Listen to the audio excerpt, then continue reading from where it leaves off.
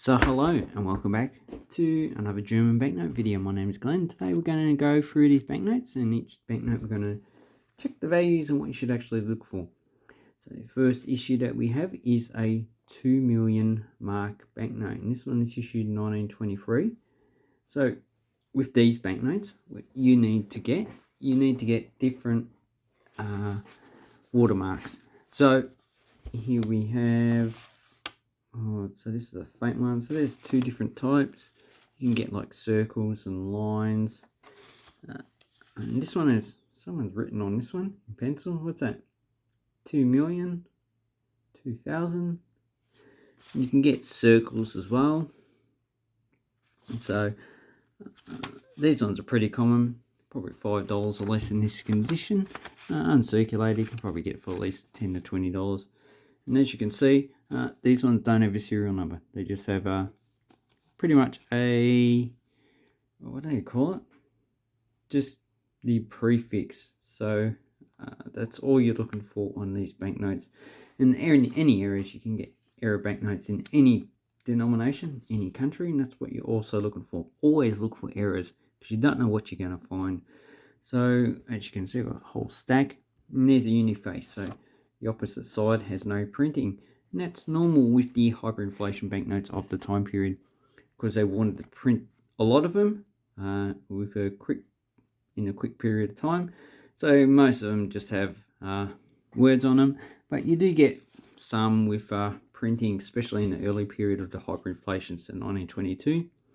This is one of the more common banknotes that you'll find.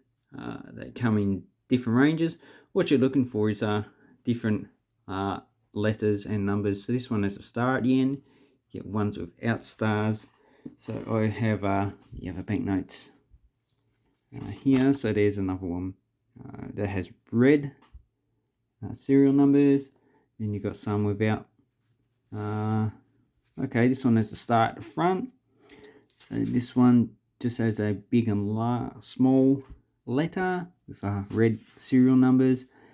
This one's got green serial numbers with one letter. So what you're looking for there is just a variety of difference in the serial numbers. There's no real avid difference with these banknotes. Oh, no, there is the watermark as well. Watermarks. So with all these denominations, hyperinflation banknotes, in a lot of them you're looking for different watermarks. So you've probably got 2 to 10 different types of watermarks. So you need to look that up. Don't take that as gospel, because I just haven't looked it up so far. And here we have another one with also the big and small lettering. Let me see if that's similar to this one. No. The serial numbers, so this is red, that's green, but this was also smaller. So there's just too many varieties in these banknotes. So these ones probably about $5 in that condition. We're talking about $10 in the higher grade.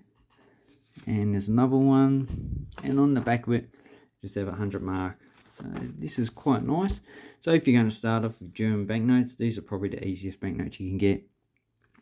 And another one, God, just too many in this pile. This one has a single letter prefix as well as the other one. Okay, then we get to the 500 mark. So what you're looking for here is you've got 7 or 8 numbers. That's another thing. A lot of these banknotes have 6, 7 or 8 numbers. So this one, you got 2 different varieties. And also, this is the watermark should be on this side. Now I think there's like 2 different varieties. So this one has the numeral 500, so 500 mark. And I think there's one with oak or something on it like that. So just check a reference catalogue. Numistor is a good reference catalogue. And once again, these are uniface. And as you can see, it's been folded and folded in half because it's too big for a wallet. And here we have a 1 million marks. This is 1923. So this 500 mark was probably a test for the higher denominations. So in 1923, they just started printing them like this, which is pretty similar.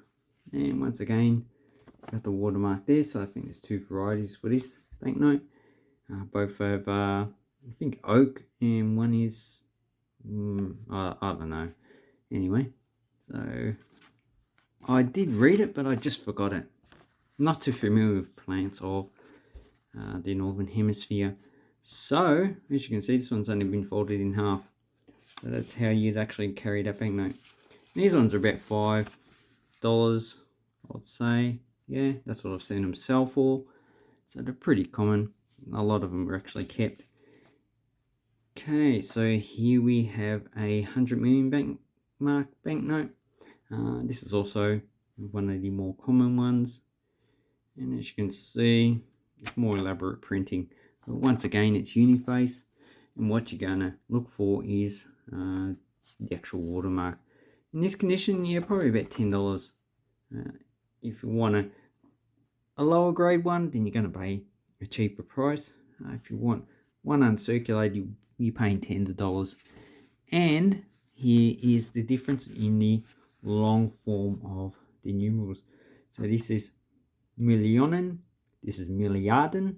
So in German, Millionen is 1 million.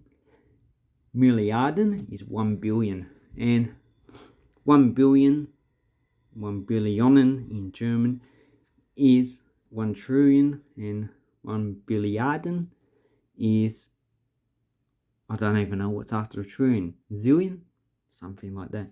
So that's the difference between Germany. So don't get confused. This is not 10 million. This is 10 billion. So this banknote is actually a bit harder to get. I haven't seen too many for sale. 1923. So I'm surprised actually this is in the bulk lot that I got. And these ones sell. I don't actually know how much these sell for. For a guess, probably about $20. But I'll need to look that up. If anyone knows, please leave a comment down below. But you know, after this video, I'm just going to check anyway. And once again, there's not much of a watermark, just on the side. And because inflation actually picked up, so this probably wouldn't be in circulation for quite a long period of time, just probably a few months. And as you can see, it's been folded and someone's kept it. So the interesting thing is just to think about all the people who've actually had this banknote in the past. So if this only circulated in 1923, from 1924, 25, someone would have had it in their collection or stashed somewhere. So probably 10, 20, 30 people have had this banknote in the collection, which is very interesting. And the last one, which I think there's like $10 to $20, is the biggest. So, and also it's printed on both sides. And this is a 100,000 mark. So we do have 100,000 on the side. So there's 4 varieties of banknote. So this one doesn't have the T down there, right around there, just above the serial number. There is 8 or 7, I think there's, no, 6, yeah. So there is 8 or 6 numbers you can get on here, but with the 6th one, you also got 2 numbers before the actual letter prefix. So that's a difference. And you also have banknotes that don't have the serial number up here. So that's the major difference you'll be finding that one. So the first one, this is the most common. The second one, you have the 2 serial numbers with the T. The third one, you don't have the serial number up here, but you have the T down there. And the fourth one, you have 2 numbers before the letter, and you only have 6 numbers after. So that's the 4 varieties that you're going to look for. I'm not too sure if the watermarks are also different. I have not got enough variety to actually check that. And this one has, is it Kaufmann, so a merchant, by Hans Holbein the Younger. And it's supposed to be George Geyser. So someone based on that probably lived in the 1700s. So he's been passed away quite a long time. And the seal has the denomination down below, which most of the other banknotes don't. They just have a star. So that's also very interesting. So I hope this helps you with your German banknotes. Let me know down below if you have a collection of them, or if you know that the values that I actually give are wrong, because they're based on the country. In Germany, these would be a lot more common than they are in Australia, or even in quite a few other countries. Anyway, thank you very much, and have an awesome coin and banknote collecting time. Thank you, and goodbye.